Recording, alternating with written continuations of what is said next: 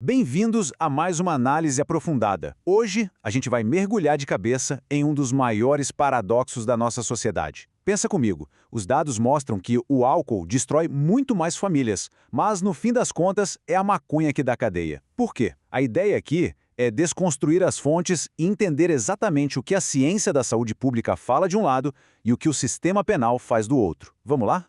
Então, para começar, a gente precisa fazer aquela pergunta central que expõe uma desconexão gigantesca. Se o álcool é comprovadamente mais letal e traz mais danos, por que é que o porte de maconha movimenta tanto o nosso sistema prisional? Pois é, existe um abismo enorme entre a toxicologia e a lei, e o que a gente vai ver agora é exatamente como essa engrenagem funciona.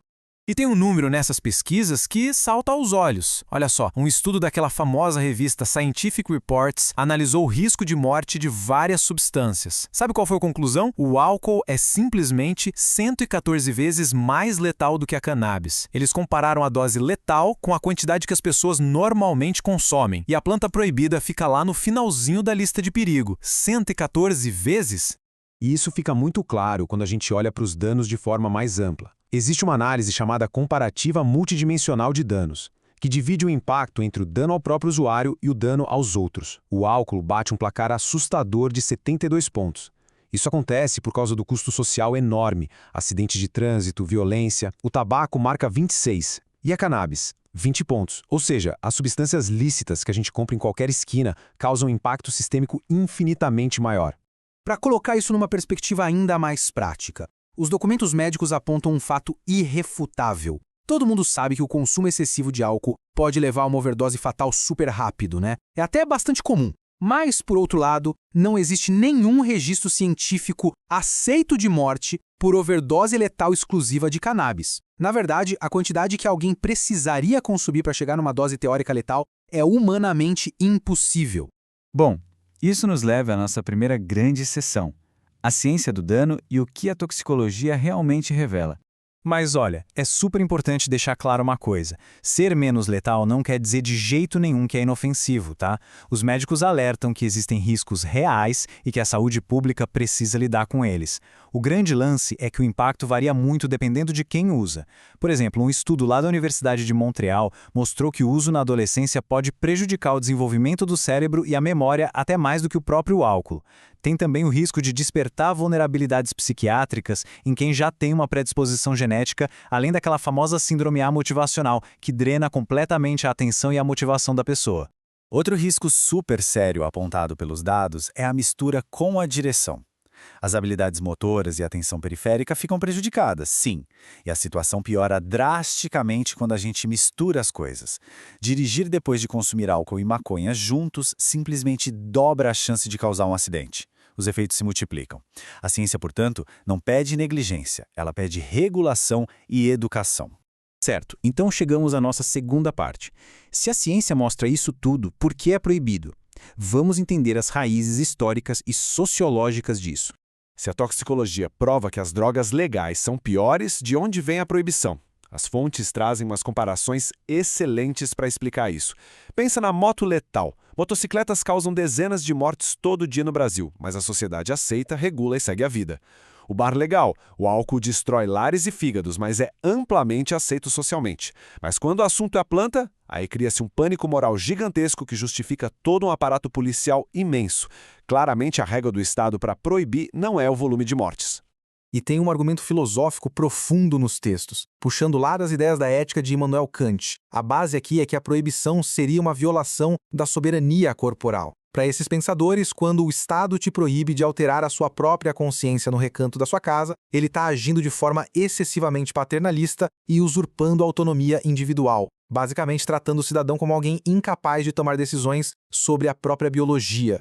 E essa ideia ganha força com um conceito sociológico chamado estamento burocrático.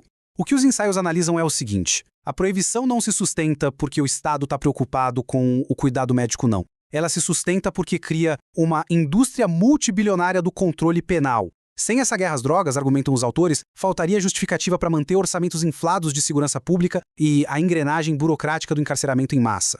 E o custo fiscal dessa máquina, pessoal, é um verdadeiro absurdo. É uma montanha de dinheiro dos impostos gasta movimentando viatura, polícia, promotor e juiz, tudo para caçar uns gramas de uma planta na mochila de alguém. E enquanto o sistema foca nesses crimes sem vítima direta, as estatísticas mostram que os crimes violentos de verdade, como homicídios e roubos, amargam taxas de resolução baixíssimas. É um desvio de foco e de recursos públicos que custa caríssimo para toda a sociedade.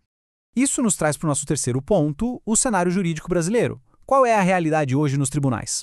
O sistema jurídico do Brasil luta hoje para equilibrar esse histórico de proibição com uma nova realidade jurisprudencial. Um marco essencial de 2024 foi a decisão do STF.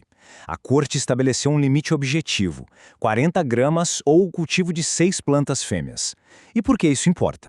O objetivo não foi incentivar o uso, mas sim criar uma régua clara para diferenciar quem é usuário de quem é traficante.